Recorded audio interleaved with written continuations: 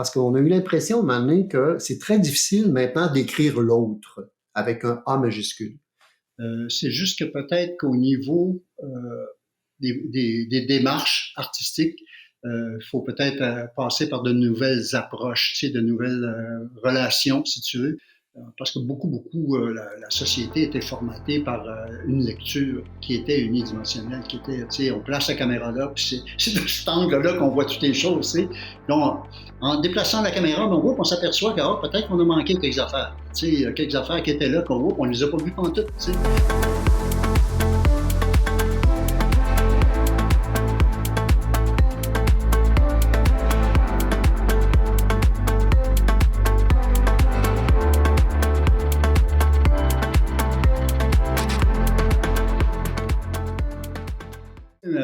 Chez Marc Bouchard. Yves.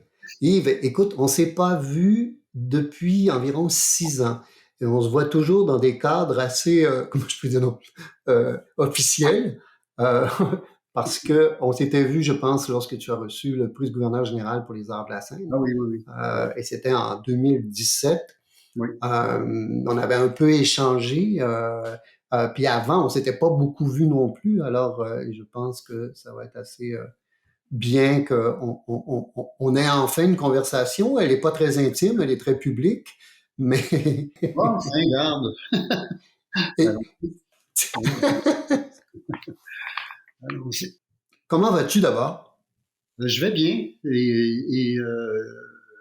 Oui, comme tout le monde, hein, on vient. Le passage à travers la pandémie a été assez intense, parfois décourageant, parfois très utile aussi. Le silence, à un moment donné, était magnifique. Mais à d'autres moments, un peu comment je dirais ça, de perte de repère aussi, puis surtout une sorte de crainte, je pense, normale, là, tu sais, de voir écoute, quelle direction prend notre monde, et surtout aussi les proches qui étaient malades, là, tu sais, ou qui étaient touchés par ça, là. Euh, oui, je pense que c'était ça m'a. Est-ce que tu as eu à annuler beaucoup de choses? Est-ce que tu as eu à annuler énormément de choses? Moi, non, parce que j'étais pas en production à ce moment-là. Donc, c'est comme si tu veux, quand ça a commencé, ben, écoute, je me suis retrouvé euh, plongé dans la solitude et l'écriture finalement, parce que j'étais en train d'écrire au moment où ça a commencé en 2019, 2020, donc je suis resté isolé à la fois physiquement et aussi euh, plongé dans l'écriture, donc un double isolement. C'était bénéfique, mais en même temps, c'était lourd. Ah, je t'avoue que je passais un peu à la même place, comme beaucoup, comme la majorité des artistes, particulièrement des arts vivants, où on avait l'impression pendant un certain temps d'être un peu abandonné et si ce n'est que par les pouvoirs publics, où il y avait une espèce de silence radio partout. Moi, ça a été, comme mon métier particulier, parce que je suis auteur, on monte mes pièces, alors ce qui fait que je ne suis pas sur scène, je ne suis pas en train de, nécessairement en salle de répétition. J'ai eu près de 32 productions d'annulées. Ça a été catastrophique parce que c'était à répétition, c'était comme il y a 3 dans une semaine, 4 dans l'autre, c'est comme si ça arrêtait jamais.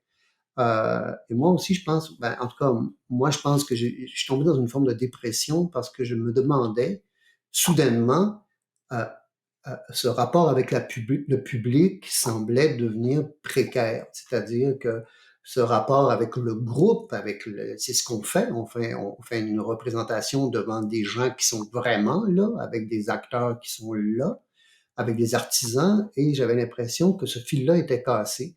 Et j'avais énormément de difficultés à écrire parce que j'arrivais plus à me projeter dans un théâtre, aussi simple que ça. Euh, alors, ce qui fait que dans le processus même d'écriture, je me suis mis à faire quelque chose que j'ai jamais fait. Je me suis mis à écrire des monologues. J'ai jamais écrit de monologue. Moi, j'ai toujours écrit des groupes, des situations où il y a plusieurs personnages, même que des fois c'est très gratiné au niveau du nombre de personnages. Mais pendant la pandémie, il y a eu comme une espèce aussi, il y avait le silence, il y avait l'isolement, mais il y avait comme soudainement une petite voix qui avait à s'exprimer toute Mmh. seule, dans le noir. Oui, oui. Ben, écoute, oui, comment je dirais ça, je me solidarise ou en tout cas, j'ai le même sentiment. Tu as eu le sentiment un peu que ton monde spectaculaire, tu sais, le rendu sur scène, tout ça s'écroulait. Tu sais, est-ce que ça va revenir? Est-ce qu'on va? Il y a eu cette angoisse-là, là, tu sais, de vraiment comment qu'on va, comment poursuivre un art qui peut pas rencontrer aucun public. Là. Il y avait toutes ces questions-là. On savait pas. Évidemment, comment la pandémie évoluerait, est-ce que ça allait empirer ou pas. Mais peu importe, ça a été un choc, je pense, hein, tout le monde. Là. Mais euh, oui, c'est ça. En même temps, ça nous a poussé des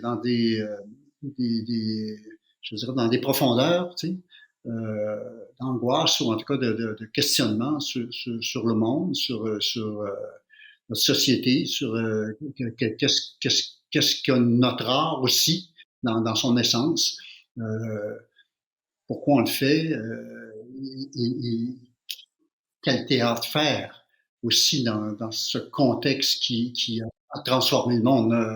Et on en voit les conséquences encore aujourd'hui. Là. C'est pas parce qu'on dit on est reparti puis deux fois plus intensément, tu sais, d'offres spectaculaires et théâtrales et tout ce que tu veux. Là. Mais Est-ce que tu crois est-ce que tu crois qu'on a appris quelque chose suite à ça? Parce que tu viens de le dire, on est face maintenant à une surabondance de production comme on n'en a jamais vu au niveau du nombre, au niveau des lieux, au niveau de tout, ben, dans cette effervescence-là. Est-ce qu'on a appris quelque chose? Est-ce qu'on s'est déposé? Je me pose la question tout le temps en disant, je suis pas sûr qu'on a appris tant de choses que ça. non, j'ai l'impression que on a comme oui, on a peut-être passé par-dessus, tu sais, qu'on aurait dû retenir, tu sais, ou en tout cas, là, il semble, en tout cas, il me semble qu'on est reparti de plus belle, là, tu sais, puis vraiment, comme tu dis, il y a une espèce d'enflure du spectaculaire,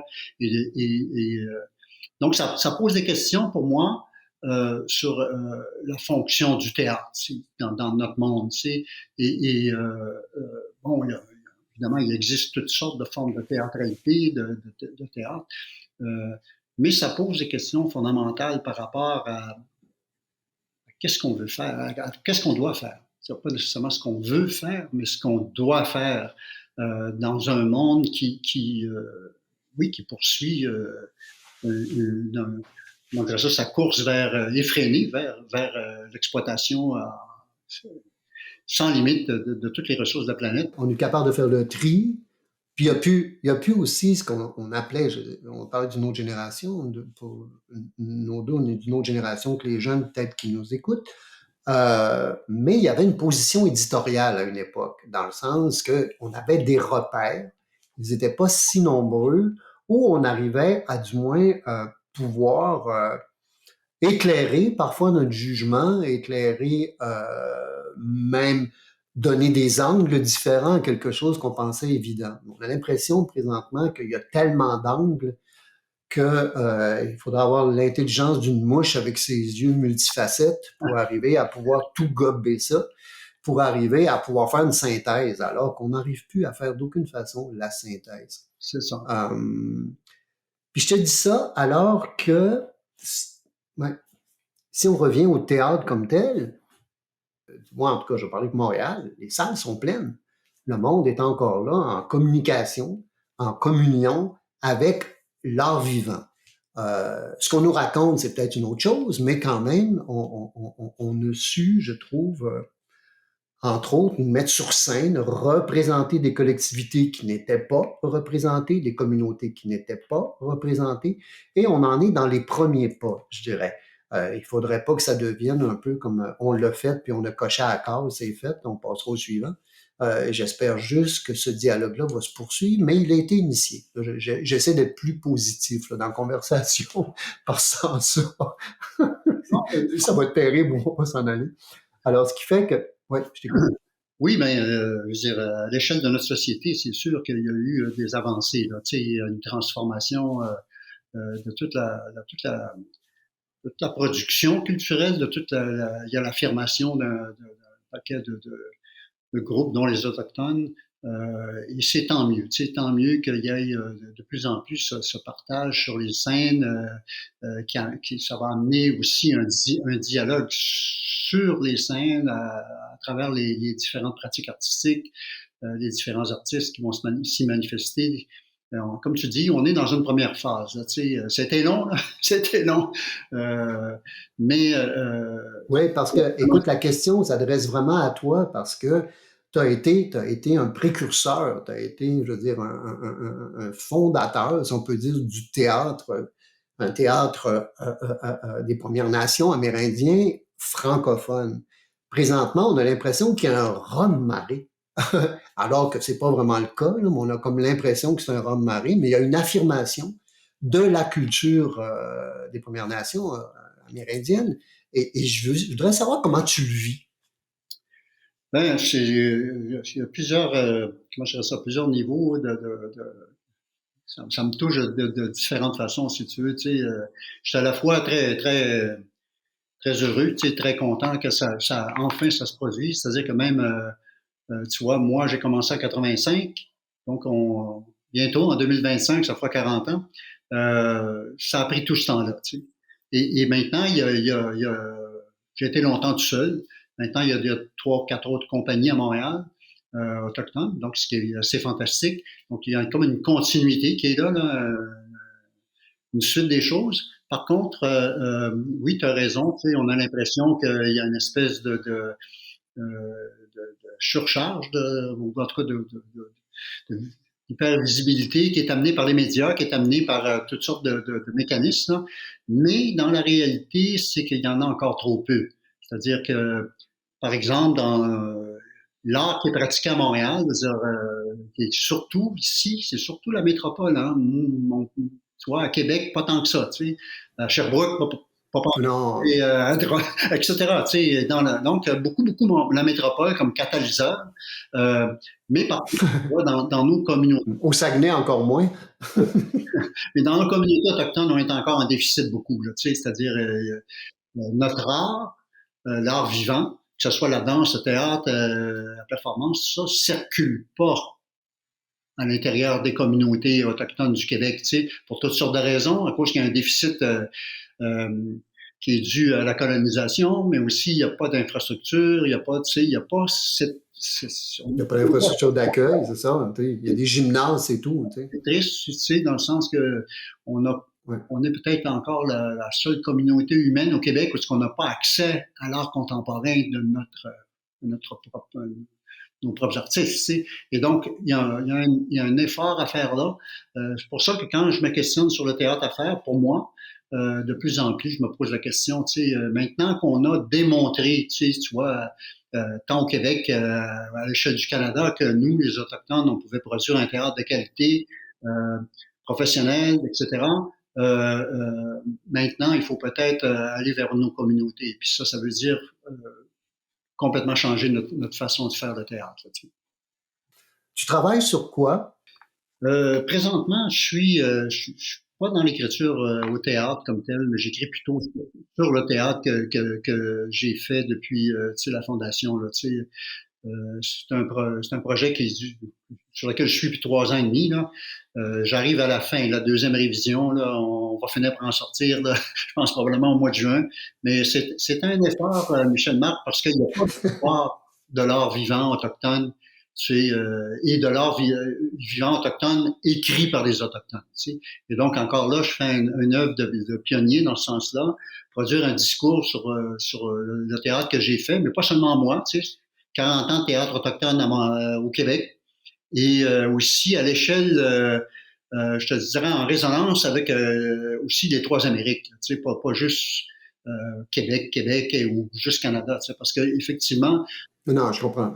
D'une volonté de décolonisation, tu sais, qui fait que de dépasser les frontières, les contraintes des frontières coloniales, tu sais, dans lesquelles on a été enfermés, puis on a été décrits.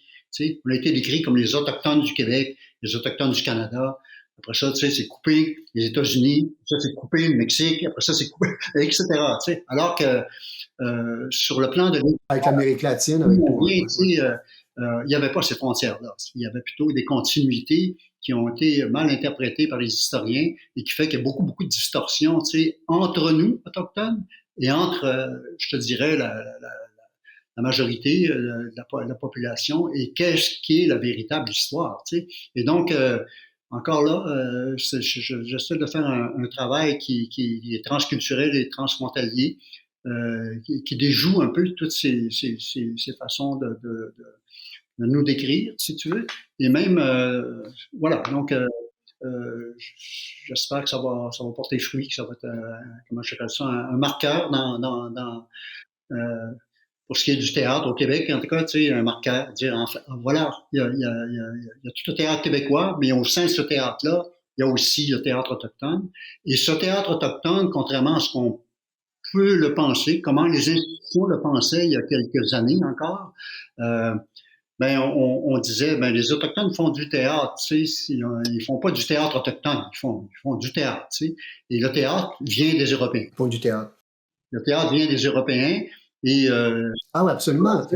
en fait, on avait des formes théâtrales dans nos propres cultures, on avait nos propres formes théâtrales et ça a été complètement, tu sais, effacé d'une certaine façon par les lois coloniales qui ont fait que toutes les cérémonies ont été interdites jusqu'en 1942. Donc, Interdite, ouais. il y a eu comme une espèce comment je dirais ça, de coupure et de démonisation de toutes ces choses-là hein, par la religion. Et bon, tout ça a été vu avec beaucoup de honte par les nôtres, tu sais. Et maintenant, il est temps de restaurer tout ça et de dire que voilà, il existait des formes théâtrales assez évoluées dans le contexte des différentes cultures autochtones. Et moi, j'ai eu le plaisir et comment je dirais ça, l'audace de travailler avec les Mayas du Guatemala sur une œuvre précolombienne qui avait été conservée par eux depuis la conquête espagnole, un texte qui fait 2 heures, qui est pas connu, tu sais, mais qui est quand même reconnu par l'UNESCO comme patrimoine immatériel de l'humanité. Personne ne connaît ça. Tu sais. Mais voilà, donc juste pour dire qu'on a quand même des formes élaborées pour beaucoup ont survécu à la conquête, si tu veux, tu sais, le Rabina Lachi des Mayas du Guatemala en étant un, tu sais. Donc c'est ça qui m'intéresse beaucoup de transmettre, de dire que parmi, comment je ferais ça? Oui, bien sûr que moi, je suis venu au théâtre par le théâtre québécois, tu sais, par les influences que j'ai vécues quand j'avais 20 ans. Mais j'ai fait toute cette démarche pour rapatrier une connaissance des formes qui sont l'héritage, tu sais, précolombien de nos cultures. Est-ce que tu crois que ce que tu as écrit comme œuvre s'inscrit dans un répertoire et va être rejoué? Alors, ce qui fait que, de ce sens-là, quand je pose la question du répertoire, de ton répertoire, j'ai l'impression que ce sera un grand moment quand une culture va décider que nous avons un répertoire. C'est extraordinaire. Par savoir-faire, on va être au-delà de créer, là, puis finalement consommer, puis être au bûcher constamment. Ça vient de partir en fumée. Parce que je te le souhaite. Mais j'ai pas beaucoup publié au cours j'ai écrit, mais quand même pas beaucoup publié. Puis souvent, les textes que j'ai écrits sont des partitions, tu sais, un peu comme des partitions théâtrales. C'est-à-dire, c'est pas vraiment une écriture. Pour que ça soit intéressant sur le plan de la littérature, il faut quand même comme les réécrire un peu, tu sais. Mais voilà, donc oui, tu as parfaitement raison. Dans le fond, oui, c'est un choix que je peux faire, dire éventuellement que peut-être on reprendra certains de mes textes et que ça sera l'objet d'une redécouverte de plein de choses. Mais écoute, effectivement, tu sais, on est en train, nous, les artistes autochtones, tu sais, on est toujours encore tu sais, dans on travaille à la reconstruction culturelle tu sais, de nos nations, de nos petits villages, comme tu disais, mais de nos nations, dans le sens que tout a été tellement fracturé. On a vraiment voulu, tu sais, quand on parle de la discrimination systémique ou encore de ce qu'on entend partout, là, tout le temps, là, tu sais, de la volonté d'acculturation, d'assimilation, c'est réel. Tu sais, il y a eu vraiment une tentative de destruction culturelle, d'écrasement. En plus, comme je t'ai dit, noyer ça dans la honte de soi, on en sort. Là, Ah, en plus, génération oui. aussi, tu vois, Ouais. dire, ceux qui ont été victimes des pensionnats, ben là, leurs enfants n'ont pas vécu ça, ils ont vécu je dirais ça, les conséquences de ça, si tu veux. Mais là, les enfants de ces enfants-là, eux autres, non, ils sont ailleurs, Donc là, c'est une affaire de génération. Puis, par contre, l'érosion culturelle dans laquelle on est présentement va extrêmement vite. On parlait de technologie tantôt. Pour les Autochtones, les technologies ont un grand effet parce qu'on est beaucoup là-dessus. Surtout les gens dans les communautés éloignées communiquent par Internet. Ben, je comprends, ça brise Oui, c'est l'isolement, ça. tu sais. En même temps, ça a un effet Ouais. pernicieux. Il y a beaucoup, beaucoup de pression sur les langues. Les langues commencent on commence à avoir de la misère un peu partout. C'est la décennie des langues autochtones décrétée par l'ONU, c'est parce qu'il y a vraiment, vraiment des problématiques majeures un peu partout. Même nos amis Inuits en haut, ils sont en train, ici au Québec, on pensait jamais on en arriverait là, mais ils sont sur un point tournant. Donc, il faut qu'ils travaillent fort pour protéger leur langue et introduire. C'est la même chose avec nos amis Inuits, qui sont quand même sont beaucoup, ils sont une grande population, mais même là, ils constatent que d'une génération à l'autre, les plus jeunes commencent à perdre la langue. Fait que, il y a toutes ces préoccupations-là. Quand on parle de théâtre à faire, pour moi, il y a un théâtre que moi, je dois continuer à poursuivre, mais me rapprocher de ma langue, ma propre langue à moi, qui a été vraiment maltraitée à partir du tournant de 1900, qui a été perdu, quasiment extinct. Là, dans ma communauté, tu vois, il y a un projet de réintroduction de la langue, mais c'est venu par le théâtre que j'ai fait en 1988, tu vois. Et ça a été un moment où ça a enclenché un processus, et de réintroduction des cérémonies et de la langue. Et aujourd'hui, elle est enseignée à l'école. C'est quand même fascinant. Pas juste moi, là, il y a eu plein d'autres mondes, beaucoup d'autres mondes même. Mais voilà, donc c'est ça que je me pose comme question. Quel théâtre moi, ça me concerne beaucoup, quel théâtre faire. Je trouve que de plus en plus, on a besoin d'être en présence des humains sur scène, là, mais vraiment euh, comme une rencontre essentielle entre le public et les personnages ou les acteurs sur scène. Que le quatrième mur, on a besoin de le briser de plus en plus, d'être moins dans la représentation que dans l'expérience directe, la cérémonie ou en tout cas, un lieu de transformation véritablement, là, donc, il y a comme une nouvelle urgence qui apparaît pour moi, dans ce faire le théâtre. Euh, donc, est-ce qu'il va passer par l'écriture? Est-ce qu'il va passer par d'autres façons d'y arriver, tu vois? Ça me questionne beaucoup. Puis je vois les jeunes en arrière, nous, je vais juste finir là-dessus. Un problème qu'on a, on n'a pas, on n'a pas encore, maintenant, la possibilité de voir des jeunes qui arrivent, par le biais des cégeps ou de l'école nationale, formés pour jouer. On n'a pas ça, nous autres. On arrive après 40 ans, il faut recommencer, être au début, former des gens, ou en tout cas les intégrer dans ce désir de s'exprimer publiquement, de communiquer par le théâtre. Est-ce que tu crois que les institutions ont est-ce que tu crois que les institutions ont une sensibilité à Ben, ça? ça commence. Moi, j'avais, entre les années 2005 et 2010, j'ai fait un programme de formation. D'abord en compagnonnage avec l'École nationale. Après ça, on l'a continué tout seul, mais on n'avait pas les moyens suffisants pour vraiment être capable de déjouer toutes les problématiques qui sont complexes, si tu veux, ne serait-ce que les Autochtones vivent à 1000 km de Montréal, ça veut dire les transports, l'hébergement. Ouais, ben oui, Et on n'avait pas le droit aux prêts bourses, ouais. donc il n'y avait pas de soutien. Je pense que les institutions comme l'École nationale, les conservatoires doivent faire des pas majeurs dans les prochaines années là, pour permettre vraiment là,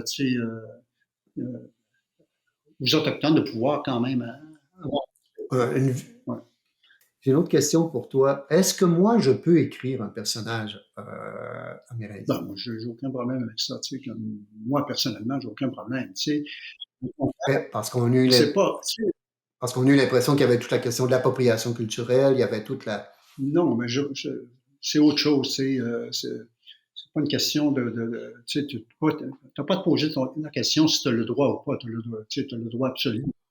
Parce qu'on a eu l'impression, maintenant, que c'est très difficile maintenant d'écrire l'autre avec un A majuscule. On a l'impression qu'il y a eu une forme, et qui existe encore, une certaine forme de gouvernement de l'ombre qui amène une série de censures qui se veut bienveillante, mais qui demeure quand même aussi une forme de censure. Pour ça, je te posais la question.